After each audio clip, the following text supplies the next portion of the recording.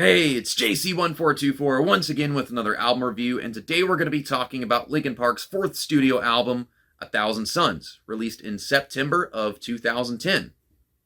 This is a concept album.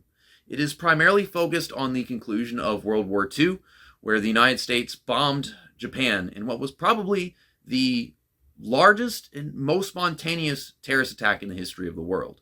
We're talking like 300,000 people, if not on the day of the attacks, then in the aftermath, from after effects and etc.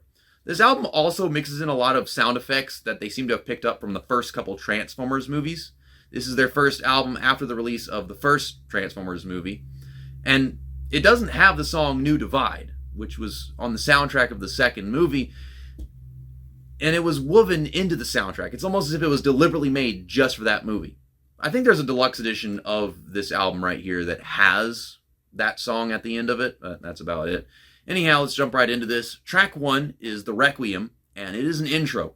It is a stunning sounding intro. I cannot put many words to this. It has an ominous aura of impending doom, and then a refrain of a beautiful verse that reflects the whole theme of the album. Then we go into track 2, which is The Radiance, and this is also an intro. We have 2 intros. I mean, I guess you could just combine them into one, but then that's a solid 3 minutes of intro shit. And it is a transmission of a Robert Oppenheimer recording capturing his outlook on the aftermath. How he couldn't change a thing, but he's still left with a very demoralizing and desensitized feeling from manifesting such a abomination.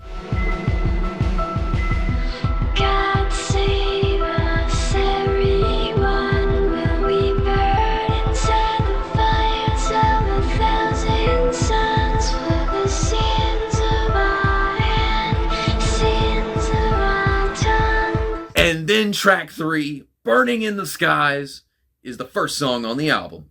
Strange structure, I know, but it works. Unless, of course, you can't get from one track to another seamlessly. That happens a lot to me on Spotify, for some frickin' reason. Anyhow, the build-up is steady, but powerful. And it's got a modern dance party rock feel.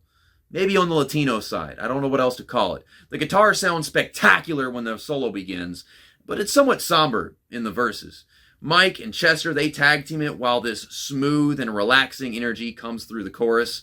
And then it does tie well into The Radiance by being about regrets, coming to terms and making peace with the dire consequences of conflict. I'm swimming in the smoke of bridges I have burned. So don't apologize, I'm losing what I don't deserve. Track 4, Empty Spaces, is just that. It is empty spaces.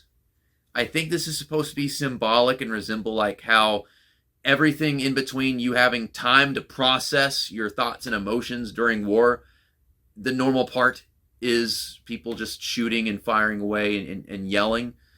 I might have read that somewhere years ago, but anyhow, it leads into track 5, When They Come For Me, which is the second song on this album. It's weird to think the second song is track 5, that's nuts. But it is the most tribal piece in rap rock, in my opinion. You got some big drums that sound like they're straight out the fucking Congo. I don't know. Chester chants and wails, and it grows into this universally impactful anthem. Mike takes jabs at the nagging and dying side of their fan base, rapping about the creative freedom that they should have, and they do have, because the haters cannot keep up with the fans of actual Linkin Park. That's still a thing today. The guitar and the bass in the song evolve from sounding eerie and hostile to inspiring and powerful. It's one of my favorites on the album.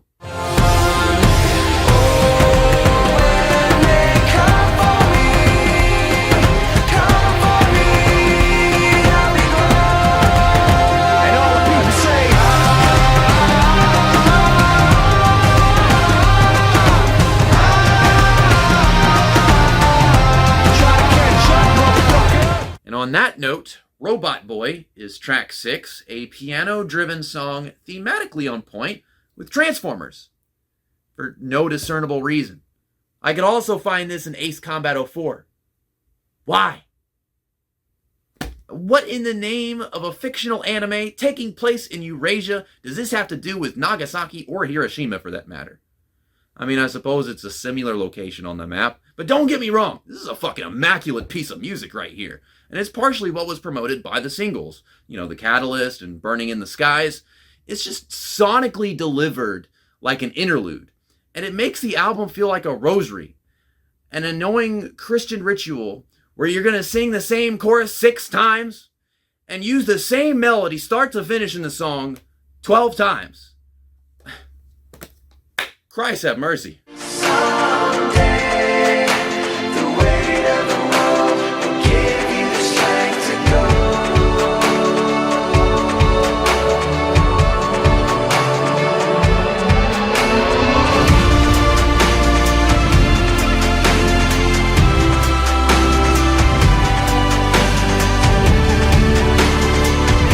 Track 7, Jornada del Muerto, is Spanish for a desert called Journey of the Dead Man, which is located in Japan. It's where the atomic bomb Trinity was tested. That is a terrible name for a bomb, by the way. Anyhow, this interlude is an intricately designed preamble to the imminent annihilation of the Manhattan Project. Underneath it all lies Mike singing in Japanese, "Lift me up, let me go," which serves as foreshadowing for something we'll talk about later in this album review. But this goes into track 8, Waiting for the End, which is another one of the singles and probably one of the biggest songs of Linkin Park's entire discography. It's mostly rooted in escaping grief and misery purely through patience, something I myself can't say I've done, but I've been stuck there before, so I know what it's like. And it ties into the concept of dread and regret for all the anticipation between the test of the bomb and the actual thing.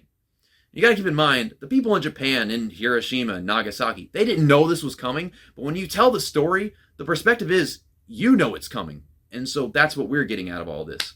And this song has unique execution of some sinister percussion and rap, combined with the gorgeous release of energy. And it is sad, but beautiful at the same time. And then by the end, Mike, Chester, the guitar, the cadence, they all just medley together. I know what it takes to move on. I know how it feels to lie. All I wanna do is trade this life for something new. The 9th track, Blackout. I first heard this on FIFA 11 for the PSP that I still have right here. Half of this song is questionably mixed. It's very techno and obnoxious. As much was said about Living Things, the very next album. But the rest of the song is euphoric guitar, accompanying some smooth, silky vocals, all the way from the bridge to the outro. And without context, it's about knocking the shame into somebody, but when listening to 1,000 Suns, it is warranting an attack to force a surrender. So calm down, far below. We've been waiting to correct the things you know. Calm down, far below. Wretches and Kings is track 10. It's a fun song. Badass guitar. It's got some classic hip-hop material that Mike held on to for over a decade from what I heard. The hi-hats on this are wicked. Mr. Han, the DJ, the gang stuff, Mike's inflection and flow, it's all intimidating the way it's carried out. This is a political and rebellious song. It has a famous speech from Mario Savio about how leaders want change, but they can't because their board of directors say they can't. It's a bunch of fucking bullshit. We still hear stuff like that today. It don't make any damn sense. Now, Chester's vocal delivery in the chorus is somewhat corny, and it kind of screws it up for me. To the back and the side to side. If you feel what I feel, put 'em up real high. Front to the back and the side to side. If you feel what I feel, put 'em up real high. I don't know what the hell any of that had to do with the theme of this album. But track 11, Wisdom, Justice, and Love, is another interlude, and it features excerpts that are more and more distorted as the track goes on, from Beyond Vietnam, a speech by Martin Luther King Jr. that's like 50 minutes long. So they had to be really picky about what they took from that speech. But I think the reason why it has this distortion that just increases over the runtime of the track is because as a society and within the context of this album and what it's about, we're getting further and further away from the messages that were said in that speech. But this leads into track 12, Iridescent, which is about seeing grief from different angles and finding a silver lining after an ultimate travesty. And it was used for the same purpose during a scene in Transformers: Dark of the Moon. It's probably one of the most forgettable scenes in the movie, even though it's got Linkin Park in it. I don't know. But it starts very somber and empty, and then it just grows into some faithful energy and a strong choir ending. It includes some of the same types of adult contemporary U2 sound that was common in Minutes to Midnight. Falling into empty space, no one there to catch you in their arms. Do you feel cold and lost in desperation? Track 13, Fallout, is another interlude and a refrain of the opening song Burning in the Skies, except it's sung by Mike but modulated less and less as it concludes and leads into track 14, The Catalyst, which has the most fucked up production imaginable for a lead single. The vocals are rarely at the forefront. Aside from the bridge, the reframed, reworded, translated lyrical themes just fall underneath the spectacular percussion. The composition and structure make this into a bombastic medley of the entire album and everything it's about. And the catalyst in mind is our ability to make artillery. Guns, heavy artillery, bombs. Supposedly to say that if we didn't have the brain capacity to make this shit, we would not be in any sort of situation.